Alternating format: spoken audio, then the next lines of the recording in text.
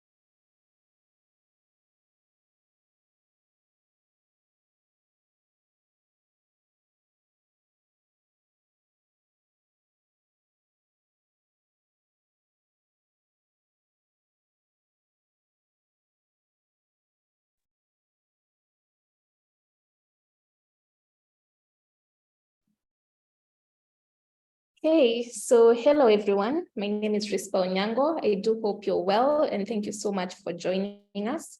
So I'm coming in under the Lawyers Hub and we are a legal tech organization. We are headquartered in Kenya, Nairobi. Hey, so hello everyone. My name is Rica Onyango. I do hope you're well. Give me a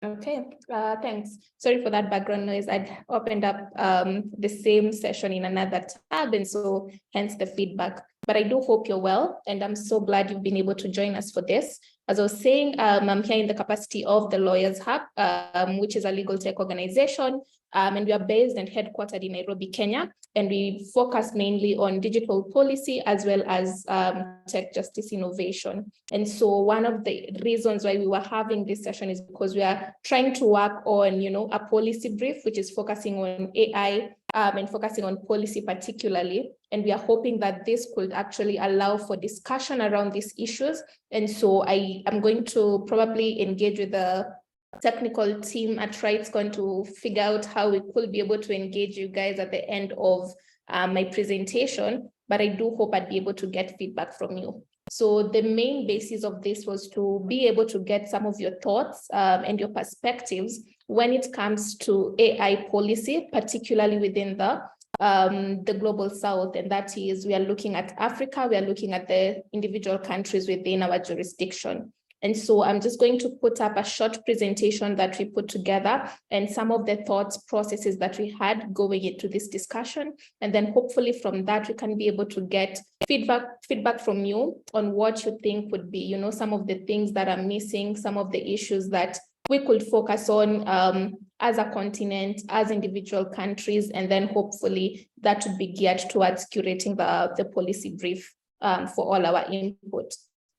Unfortunately, Linda Bonyo was not able to join us today, but I'm sure she sends her regards and we are going to be able to get her insights as we share out the document. And I believe all of you will be able to have a look at that. Now, in terms of our presentation, so I'm just going to quickly take us through it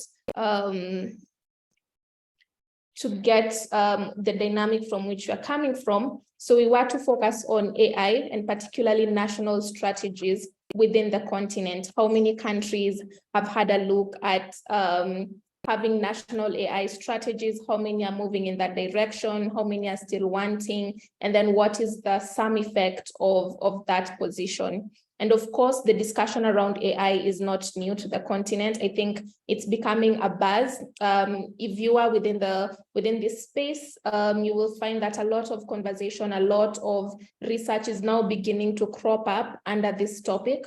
Last year, as the Lawyers Hub, we hosted the Africa Law and Tech Festival, and our theme for last year was actually the dialogue, the policy dialogue around AI. particularly in Africa, and some of the learnings that it can be able to get from spaces such as Europe. And so I will actually invite you to look at our YouTube channel. If you just type Lawyers Hub Kenya, you're going to be able to get all of that material. So we were looking through the different dynamics that are brought about by the use of AI. We were looking through issues such as data protection, as raises privacy and security issues.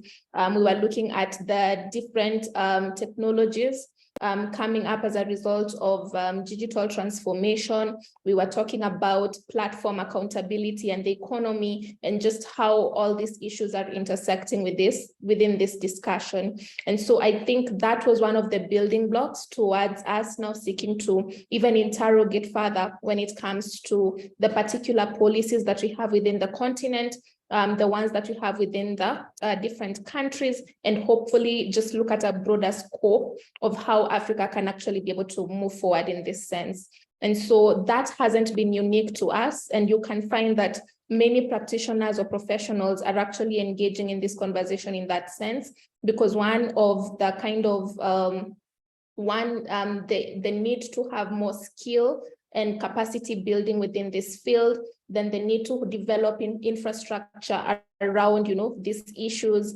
Then we've also had a lot of the activity within the startup ecosystem space has also steered conversation in this regard, because we're finding that more and more, whether it's local enterprises, SMEs, startups, they're now also beginning to leverage AIs and emerging tech as they're coming up with local innovation. And so that is the backdrop against which we are coming. And so if you look at, for instance, the Global AI Index, particularly the report that was put out in 2021, you'll find that some of the data that they're highlighting actually champions for more engagement within this field. So in terms of even the kind of companies and the scope of people who are involved, whether it's in AI curation, whether it's in policy engagement within this discussion, more and more people are moving in that direction. And what is familiar and what we continue to see is that there are particular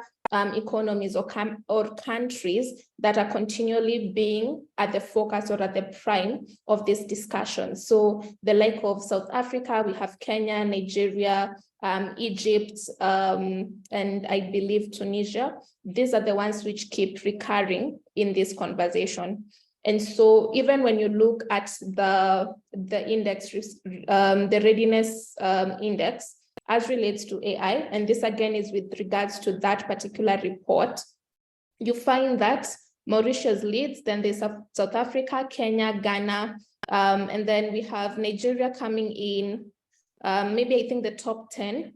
But what was interesting was that even with this kind of trajectory or movement forward, we still only had one country, and that is Mauritius, coming in at the top 50 globally. And so that was the only representative in the top 50. And then we had now the other four coming in and at top 100, that is South Africa, Kenya, and Ghana, which again just goes to show how much further behind we are still tailing in the discussion and in the implementation. Taking note that the Global AI Index, again, is really heavily focused on government. It's focused on activity within mainly the public-facing front, public-facing sector, which heavily ties with the governments. And so that means that at least in that front, it is probable that a lot of countries are still tailing behind or lagging behind, and not necessarily, not putting into consideration some of the activity taking in within the private sector. So let us not dismiss that. And so our conversation was informed by these issues that are arising within this conversation. And so human rights is a key feature. So how do the issues around discrimination, how do the issues around bias, whether it is algorithmic bias, whether it is scale bias, whether it is as a result of exclusion, then how do this then tie to our use and adoption of AI within our particular communities? Then the second issue was, of course, around transparency and accountability. How can we be able to justify, for instance, the systems that we are bringing on board or that are being utilized, particularly to run very public-facing services, for instance, running elections within a particular country? How do we then qualify that in the backdrop of whether it's our policies or our regulations and strategies? Then another thing that informed this conversation was, of course, just how heavily AI depends on data. And in this instance, we are talking about personal data. We're talking about sensitive personal data, and it's bringing about privacy issues. It's bringing about security concerns. But then even out of that, there is the discussion around it being available, just data generally, accessibility of data, the actual availability or ability to leverage data for the sake of a community or for the sake of innovation or for the sake of building in that sense. And then lastly, conversations around intellectual property. And I think ChatGPT would be a good example of this, especially because of that fair use element. So then how do we balance interests when it comes to, intellectual property rights of particular persons or organizations vis-a-vis, for instance, pushing for fair use or pushing for open source data and that sort of conversation. And so balancing out rights vis-a-vis innovation within the AI space is another issue that we thought could be addressed when you're talking about regulation and when you're talking about innovation in this regard. And so all this is against the backdrop of the challenges that you will probably find within our continent or within our respective countries in Africa. And so definitely the issue around infrastructure. And so do we have supportive infrastructure to actually be able to push for AI ecosystems? And one of the conversations is always around internet connectivity, internet availability and accessibility, as well as the actual devices that are used. And you find that, for instance, examples could be given whereby, for example, in the East African region, we very heavily depend on mobile money, right?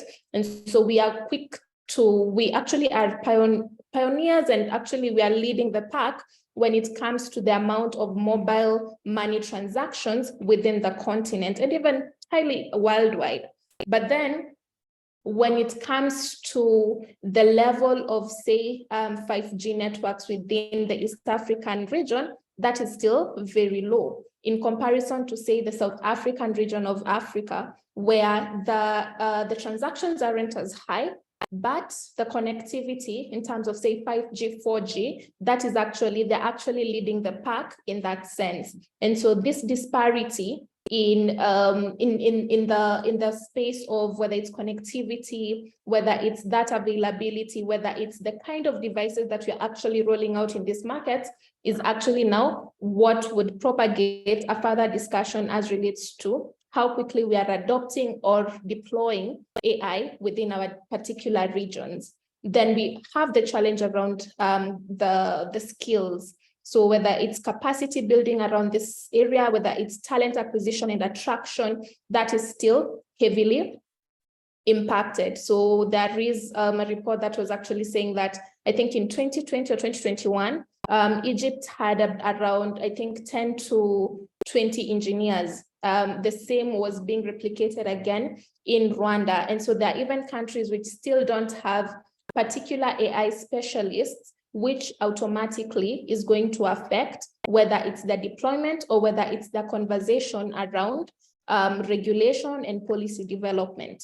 Then we have, I think I've talked about the availability of local data, particularly for it to be representative of what is the scenario within the continent, and then for it to be relevant. And it has to also, of course, integrate the different cultural complexities and the different infrastructural factors that would come with having it being used locally. And so that would for instance, stress on the need to have policy or regulation that is very local and very African facing, because depending on other spaces or depending on other jurisdiction, to lead that conversation for us would not necessarily make it fit for purpose for us, right? And so unlike what we saw with the GDPR, where we saw that a lot of African countries have their data protection laws heavily mirroring what we find within the GDPR. So whether it's in the rights, whether it's in the principles, whether it's in the different, obligations for controllers and processors, we don't think that it would be as prudent to do the same with, for instance, emerging tech with AI, just because of the complexities around, one, our cultures, and then two, our infrastructure and how we engage. And then lastly, of course, is what this whole conversation is being premised on, which is the regulation bit of it, or the policy making angle of it, where if we do not have enabling policy, or we do not have enabling structures that now actually support further innovation or further deployment, then of course that is going to pose as an issue. And we see that within the global north space, just based off the report that we have talked about, global north is leading when it comes to putting together strategies and putting together, policies that actually enhance that particular conversation in comparison to Africa, where we are still really lagging behind in the number of, say, countries or the display of policy in this sense. And so when you look at this map, we were able to identify some of the leading countries when it comes to putting together a specific national strategy. And this is just a document, of course, that is supposed to show what is the government's kind of vision or mission when it comes to AI and when it comes to the kind of policy or enabling factors that they're seeking to implement within that jurisdiction to be able to support innovation.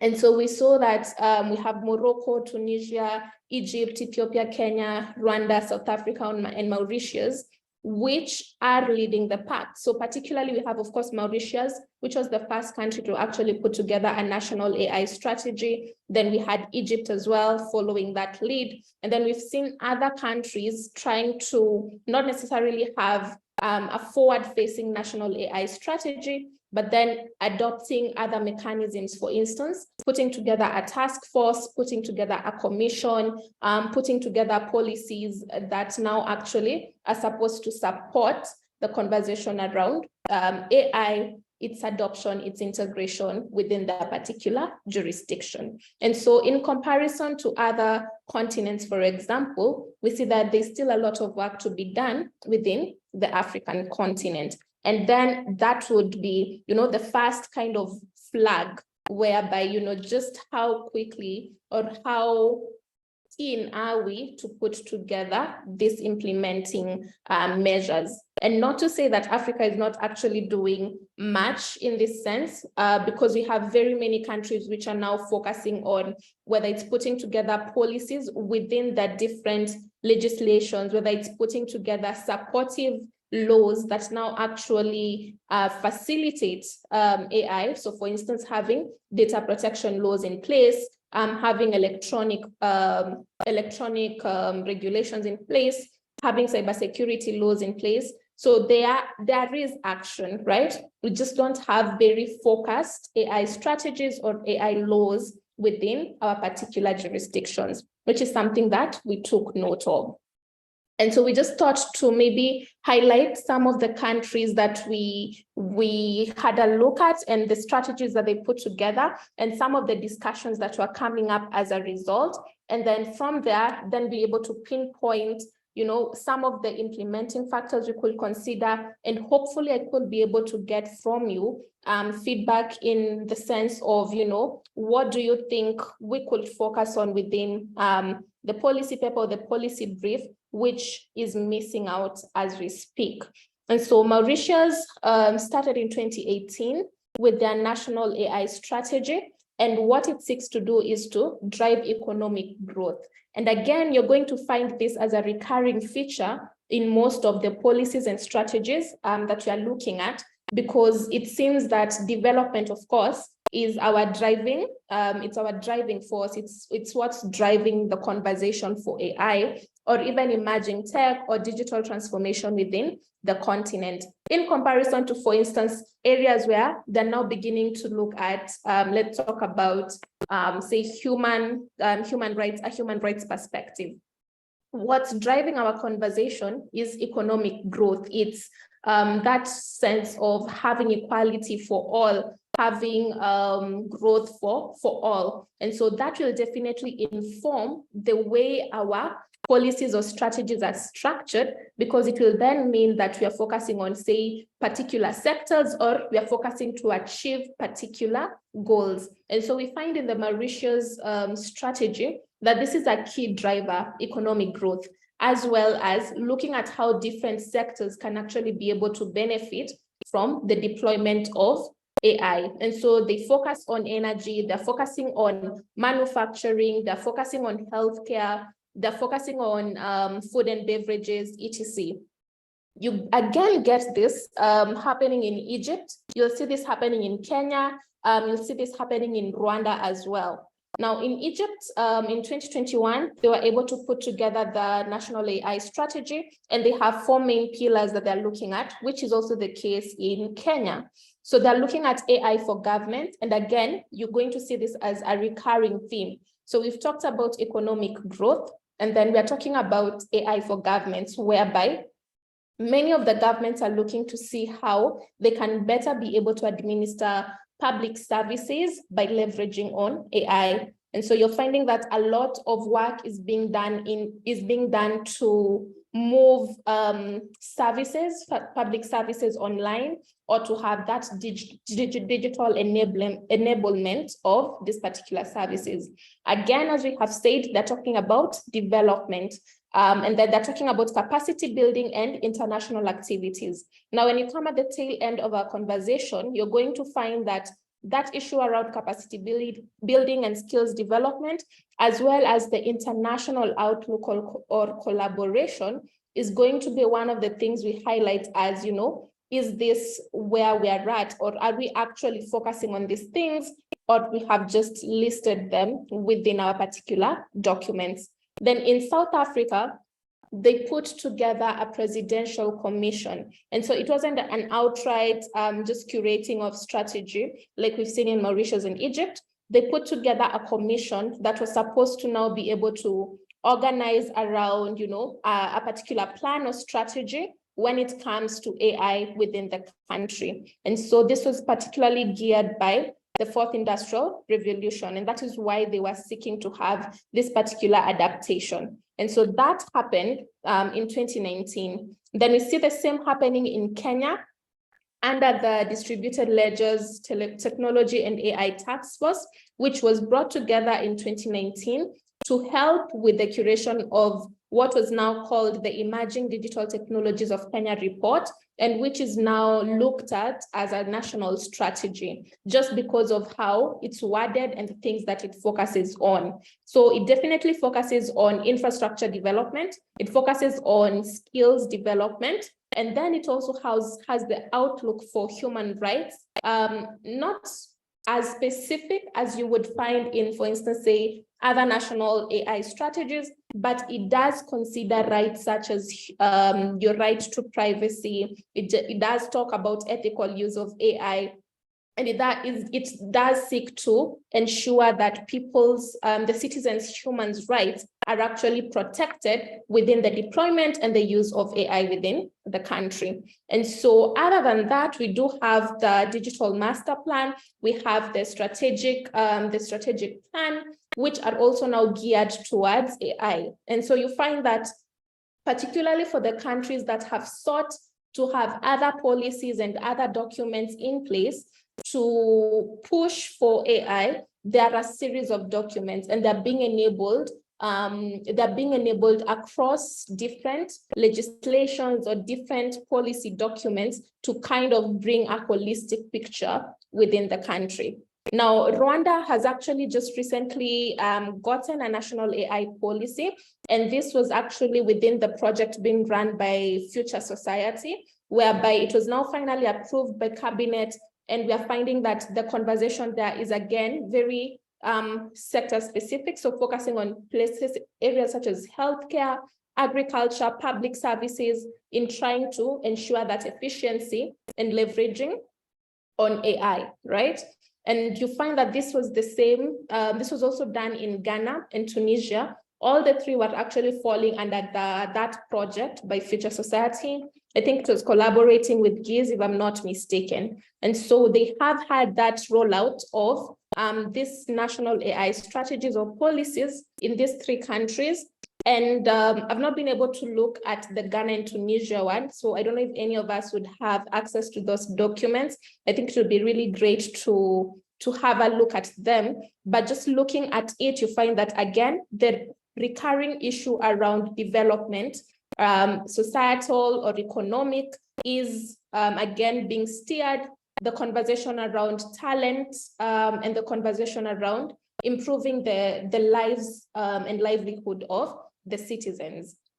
So you find that happening in Ghana, and you find that being the case as well in Tunisia. Now, Tunisia also has, they've set up a hub, and again, you'll see this activity happening across most of the countries where they're having supportive, whether it's centers or hubs, as opposed to just having the initial, say, national AI strategy. So they're having different implementing wings or arms to be able to, at the end of it, to just be able to support their objectives or their visions. Now, in conclusion, I'd like us to just be able to see some of the things that you are highlighting and some of the things we wish to focus on when we are looking at our policy brief. So one is, is there a national AI strategy just off the bat? We found that only Mauritius and Egypt.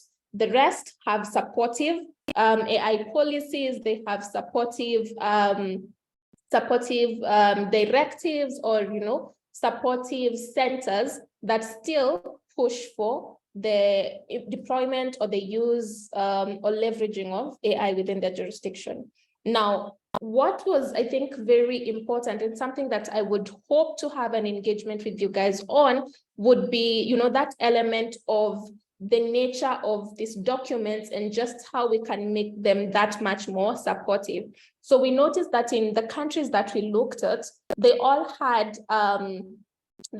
strategies or particular pillars that they were focusing on. So for instance, in Kenya, we have the Big Four agenda, right? So you're looking at healthcare, you're looking at housing, you're looking at particular aspects. Then in, I believe we talked about Mauritius and Egypt. They're looking at, for instance, agriculture, manufacturing, they're talking about healthcare as well. And the same for Tunisia and South Africa. And so for many of these countries, they're trying to roll out on a sector, they're trying to roll out in sectors to be able to ensure that at the end of the day, everything is covered. But then something that was interesting to note was that when it comes to a human rights approach, this wasn't very heavily replicated in most of these policies or documents.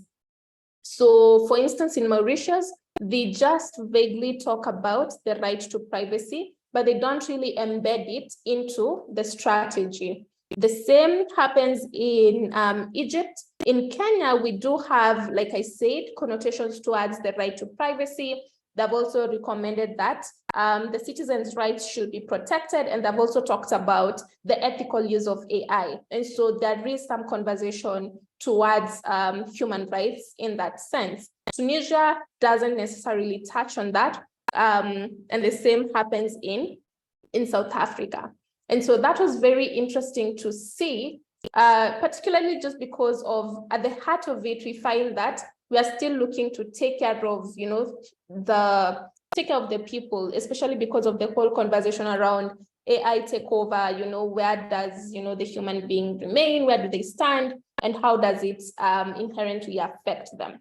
And so some of the questions we thought were imperative was, of course, one, the fact that continentally, there's still quite the challenge with regards to national AI strategies. So we still have so many countries not having this particular law in place as a standalone in comparison to other jurisdictions. And so Is that a call to move in that direction, or are we actually proceeding in a way that's acceptable and useful for us? Another query that came up was, whether there's actually holistic involvement of all government in the curation of these particular laws or policies. So if you look at the countries that we've talked about, you will find that many times this conversation is either being led by the Ministry of ICT, or it's being led by stakeholders such as, Smart Africa.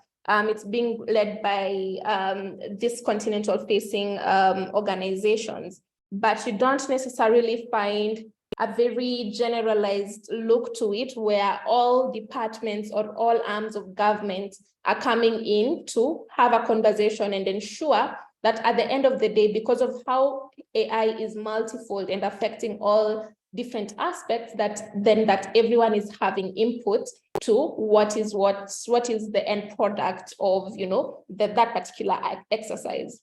Then a lot of another query that came up was around focusing on the status quo, focusing on where we actually are at right now as a continent, looking at what's existing, looking at the impact of AI as it stands before we can then forge forward.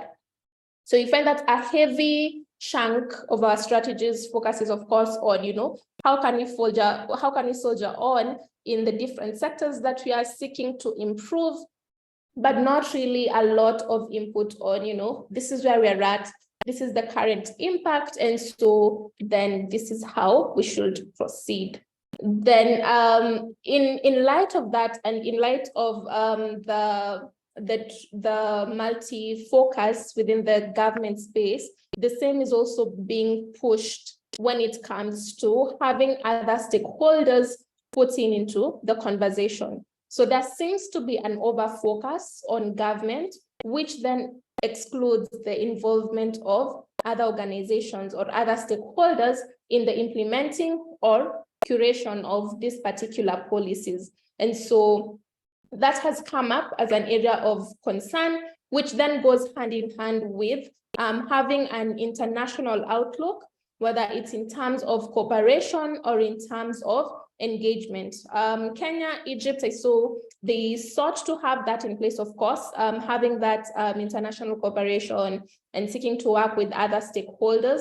And of course, having bodies such as the African Union coming in to put together a blueprint, coming in to put together projects geared towards that is also very supportive. And then having initiatives such as what we've just talked about, Future Society or Smart Africa, working to be able to deploy different frameworks at the continental level is definitely, of course, a step in that direction. And then lastly was the conversation around human rights, around, are we building frameworks that are human rights facing, or are we, looking at, say, for instance, economic development at the expense of human rights? And this looks at rights such as the right to privacy, the right to non-discrimination or the right to equality, the right to work, especially because of how AI, affects or fundamentally affects labor.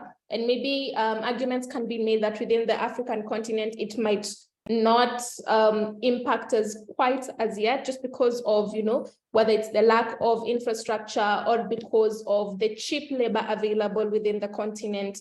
But it's definitely something that is coming and something that needs to be put into consideration. And then also rights such as, being able to express yourself, being able to access information, and also being able to have free thought.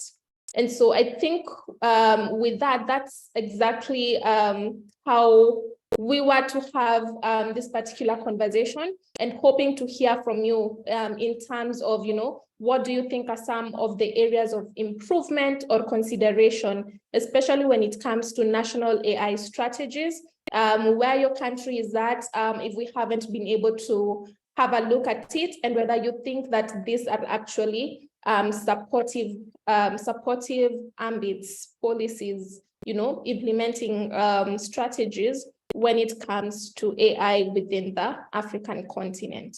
Now, so I don't know how I'll be able to engage with us. Comment, a national AI Institute recently launched in South Africa, which is a positive sign that we're moving towards the development of a broader strategy here. So thank you for that. Yes, and then I think we have been able to share a document, I think that we can all be able to populate. I'm not too sure.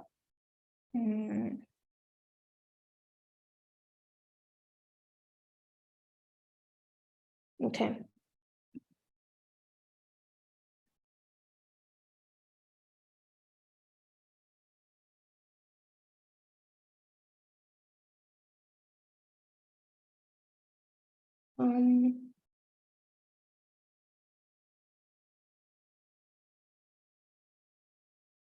So let me share the link and then have people join so that we can be able to get you to join into the conversation and also be able to participate, because I was really hoping to hear from you and get your perspectives on this. So I think that would be helpful. So let me see if that can be done.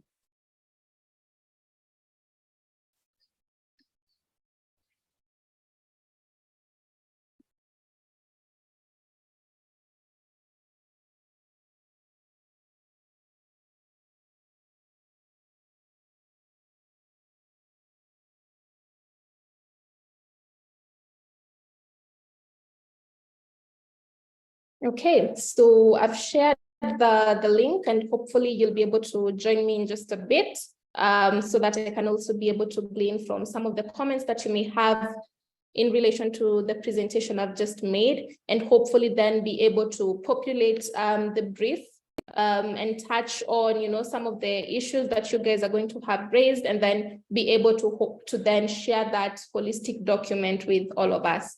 So I'll just give it a minute or two and see how many of us are able to join us, and then we can be able to proceed.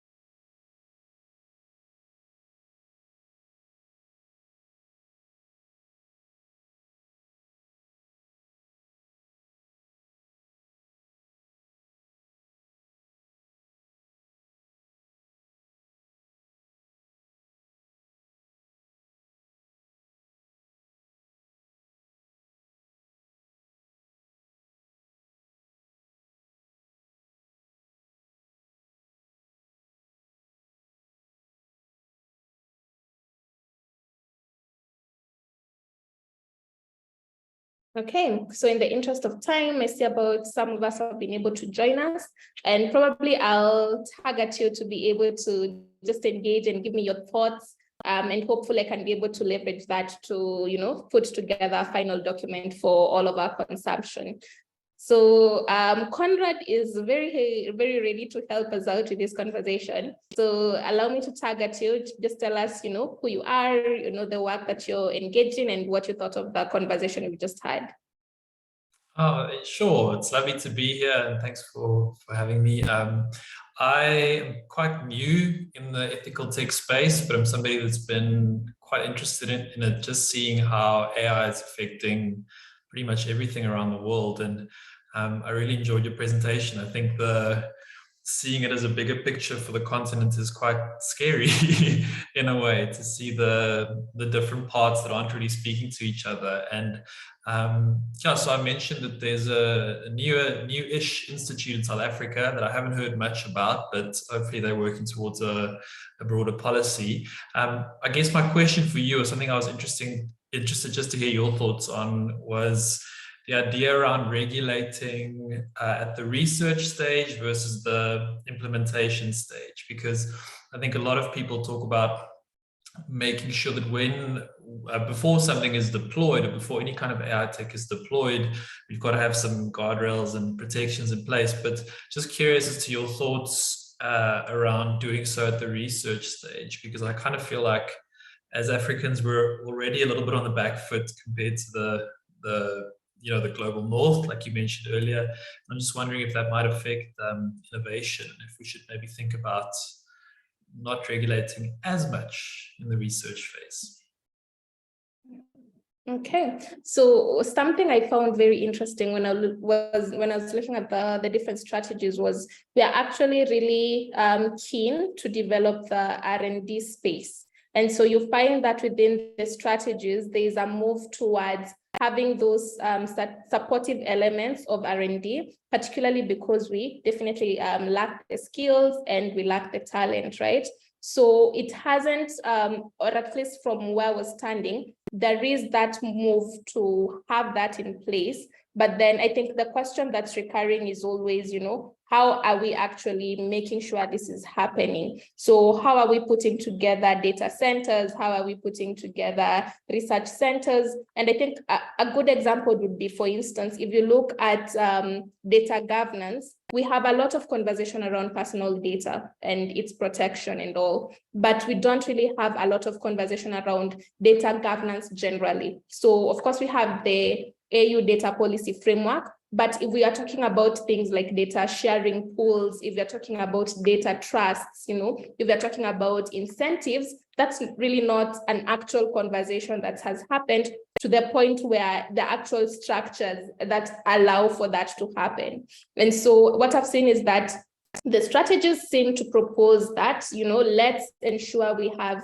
research and development happening. And of course, we have different hubs coming up. So I think Nigeria and Ghana were a good example where I think Google in Ghana put together an AI hub. And then in Nigeria, we had the University of Lagos put together a hub as well. So we are finding from the private ambit of it, people are moving to kind of put together these spaces where this can actually be pioneered. But then we don't really have too much of that happening consistently, such as to be able to say, this is how we are ensuring that we are pushing for research, we are ensuring local data is collated. Because I think one of the issues that has come up is, again, being able to actually collate and curate local data so that it's representative of the continent, and then you're able to then have solutions or innovations in that regard. So I think for me, I'll push back the question to you and just be like, at the strategy level, we definitely are putting it on the document that we seek to have this done. But then at the implementing level, I don't know that we have gotten to that place where we can actually just consistently say that these are the efforts that are being taken across board to actually support it. Yeah, so it's almost like being 2 or 3 steps ahead. I think having the infrastructure in place first would probably be a better bet. I just wonder how that works in terms of people mimicking strategies from abroad. I mean, it's good to learn from other countries, obviously, but I think the big challenge being so multicultural, even just in South Africa, I mean, I can't speak for the rest of the continent, but yeah, I think perhaps it's baby steps first, rather than jumping too far. But it's very, very interesting to hear your insights. Thanks for sharing.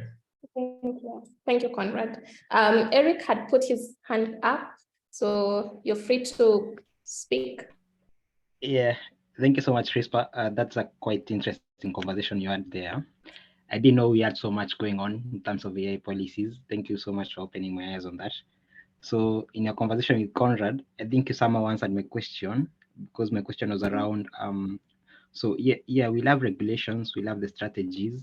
And as you know, most of the countries, like let's say in the Europe, Italy had already started banning the AI bit of it, and Japan are quite embracing it in terms of like even welcoming OpenAI to set up in the universities and bring more talent in making sure like they're using the AI. So, but when you look in terms of Africa, some of the challenges we have had before are mostly in terms of leadership and how the governments run. So if you look at the case of Cambridge Analytica, so they used this specific technology to win elections and such kind of things. And this is the similar thing that AI is going to bring in. It's going to bring in like election strategies. How do you make sure like you manage people, mass surveillance and such kind of things. So I'm not quite sure we are ready to handle such a big technology in Africa without the great leadership. And that's the reason I wanted to ask in terms of the strategy and policies, how can we bring the accountability and effectiveness? But I believe you have said, yeah, we are setting up the policies, yes, but in terms of now making sure like there's alignment and implementation bit of it, it's quite difficult to tell. But yeah, we are moving in the right direction. It's good to have them there, and I appreciate your efforts in that. And if at all you have comments on that, also you can also share with the team as well. Thanks. Yeah, thank you so much, Eric. And I think one of the things that definitely keeps coming up is just that that balance or power dynamic with Africa and the rest of the world. Let me put it that way, or the global north. Because, for instance, even when we're talking about tech, we are having work done when it comes to putting up local innovation. The startup ecosystem in Africa is definitely really moving really fast, and it's vibrant. But then when you compare that to, for instance, some of the big tech already within the continent, so for instance, people like Meta, who are able to have the tools to actually be able to just generate and have a lot of this data being collected, in comparison to a startup that would seek to do the same thing, but they're not having the infrastructure or the support or even the capacity to be able to, for instance, have data at the scope or scale that some of these big tech organizations are having them, then that obviously poses a challenge. And I think it's been like a back and forth around AI is great, but just how equipped are we as Africa to actually absorb and deal with it, deal with the impact of bias, deal with the impact on the political space, deal with the impact of the different interests expressed by different parties.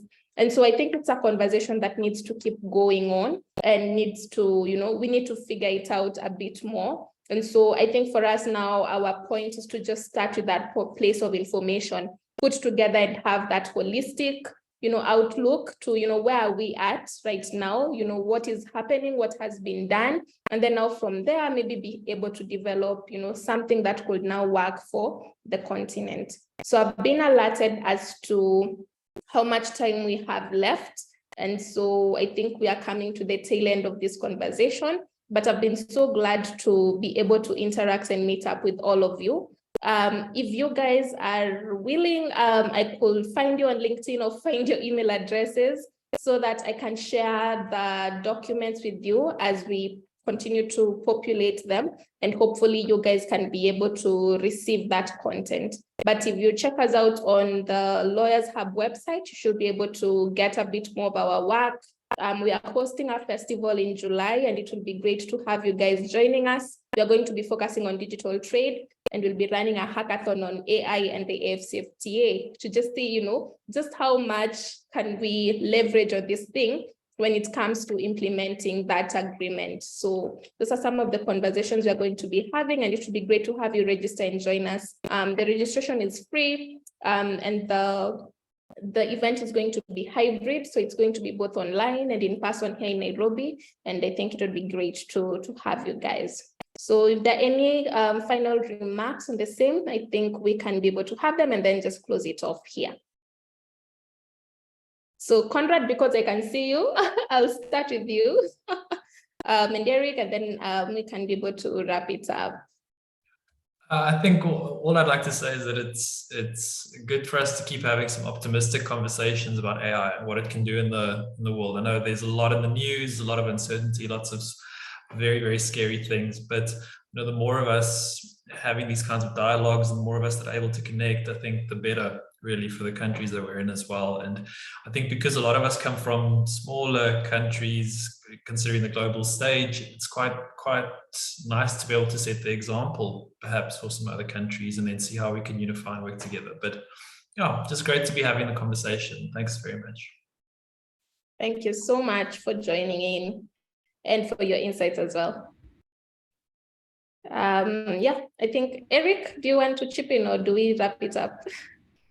Yeah, that's okay. Yeah, so thanks for that. So ideally, I believe it's good that we're having this conversation early enough. The Google CEO was saying we are lucky to have like this conversation while the technology is starting up, because ideally we'll set up the foundation rather than having to build the whole house and then realize the foundation was shaky. So it's a good conversation that we're having right now. At least we are moving the right direction. And as Bill Gates was saying, the AI has so much power in terms of solving most of the inequalities that we have around. So we just need to find a way of making sure like we solve it. And with everything that's powerful, there's a way it can be abused. So we just need to limit those abuse cases. So at least we are not like in a case where the technology will affect most of the guys who are living. But generally, I think we are already in that phase. We can't do much about it. We just need to make sure like we regulate it in the right ways and implement the right strategies. And that will start with having conversation as this. And thank you so much for setting this. Thank you so much, Chris. Awesome. Thank you so much, guys. This was really, really amazing. I'm glad you were able to join on this part of the Zoom call, so I didn't feel like I was talking to myself. But yes, it's been a wonderful engagement and session, and I'm wishing you a wonderful rest of RightsCon sessions, and hopefully we can be able to link up whether on LinkedIn or in person. Yeah, I'm definitely looking forward to it. So enjoy the rest of your day, guys. Bye-bye. Thank you, guys. Bye.